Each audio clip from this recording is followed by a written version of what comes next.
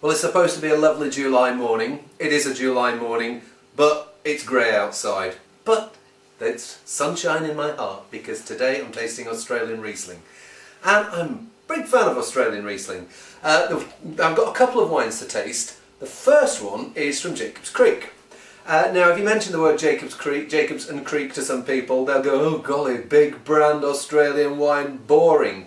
Obviously, they've not tried Jacob's Creek. I did an exercise last year where I spent 3 weeks just drinking the UK's top 10 brands. And I'll post a link on this video so you can have a look at it on the website.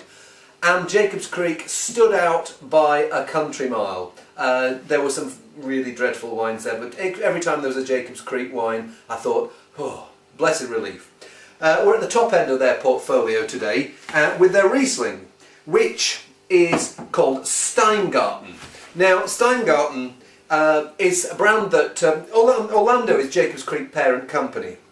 It's actually owned by a larger organisation called Pernod Ricard. But Orlando Steingarten, the Orlando company in Australia, they planted this vineyard in South Australia in about 1962, and it soon began yielding some of the top Riesling in Australia, and it's gone on, and it lasts really well. It's got the Jacob's Creek on now, but the wine's as good as ever. Well, I hope. We're going to see that in a moment. It's not the same. It's not all from that original vineyard. There's probably a bit of fruit from there, but similar cool climate vineyards in the Barossa. Now you mention Barossa to people, and they think, oh, hot climate, big 14.5%, 15% Shirazes. Well, that's one side of the Barossa. That's the Barossa Valley, but there are higher, cooler bits, which is where this is, higher western slopes. I've got the 2007, which weighs in at 12.5% alcohol. Let's have a see what it's like.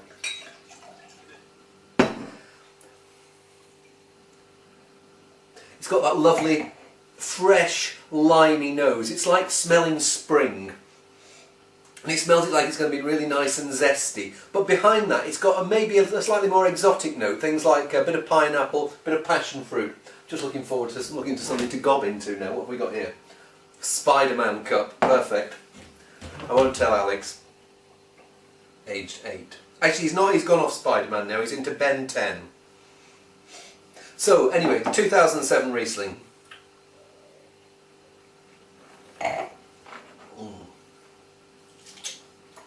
Oh, I mean, that's breakfast wine. It's a lovely, fresh, fragrant, floral wine with that citrus fruit. And people talk about this thing called minerality. What is minerality? Minerality, I call it life beyond fruit. There are lots of wines today that have plenty of fruit in, but there's not much else there. Sometimes you'll taste wines though where, yeah, there's the fruit flavours, but there's something else here. And this reminds me of, I've mentioned this to some people before and they think I'm mad, but have you ever been in a country stream, picked up a pebble and sucked it? Or is that just me? There's a bit of that flavour of sucking a pebble here. Something stony, something fresh, something really of the earth.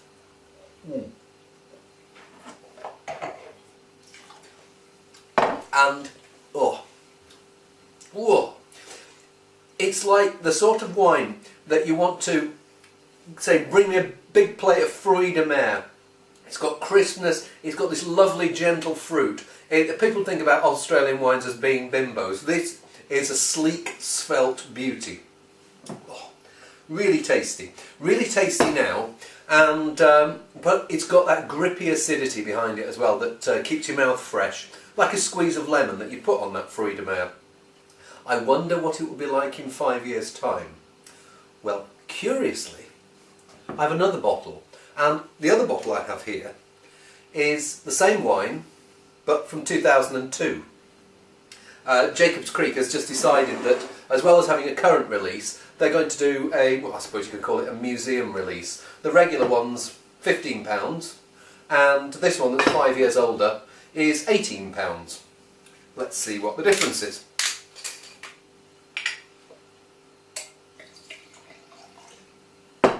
Well, the first thing I notice when I pour it out is it's a bit more golden in colour. That's what happens with wines as they age. They start off quite pale and they end up getting a bit more golden.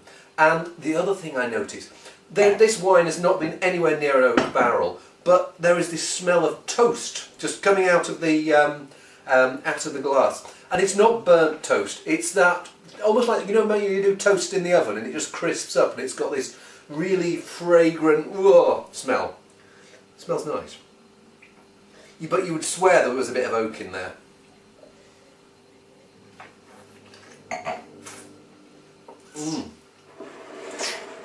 I'm not going to spit that out. What's happened in the 5 years, it's got a bit more richness to it, still got some of those citrus flavours, still got some of those pebbly mineral flavours, but it's almost as if someone's got a bike pump, pumped up the volume in the wine, and you're left with a much fatter, fleshier wine. So say for example the first one, you'd be thinking, yeah, let's have it with a nice bit of shellfish, bit of lobster. This one's, it really is quite big and brawny now, and you think maybe let's have some roast chicken with that. Again though, I can still feel that acidity coming through on the finish. Keeps it fresh, keeps it zesty, and it's got 10 more years ahead of it, I'd still say. Unfortunately, they haven't got a 1997 release to compare it with, but I mean, they're both fabulous wines. And people don't really think about aging Australian wines, which is a real shame. I think because they taste so nice straight out of the traps, you think, oh golly, might as well drink it now, it's just going to fade. That doesn't happen. I might do a video tomorrow on what an experiment I'm doing with some wines, not from Australia, but from Chile, another country where people really don't think of keeping the wines from. But wines like this, they're good from the word go, but don't be surprised to find them in better condition 5-10 years time. Not all of them work like that, but if you've got some of the, you don't really need something expensive. This is £15. It's going to go on for a bit, but the basic Jacob's Creek Riesling I think is about £8, and it might even be on special offer somewhere at cheaper. That's another one of those wines that maybe it's not going to last as long as the Steingarten, but I think it's got certainly 3 or 4 years life still ahead of it, and it'll do the same thing. It'll put on weight, it'll get richer, it'll get deeper in colour, and but hopefully it'll still be tasty. Hope you've enjoyed those. See you tomorrow.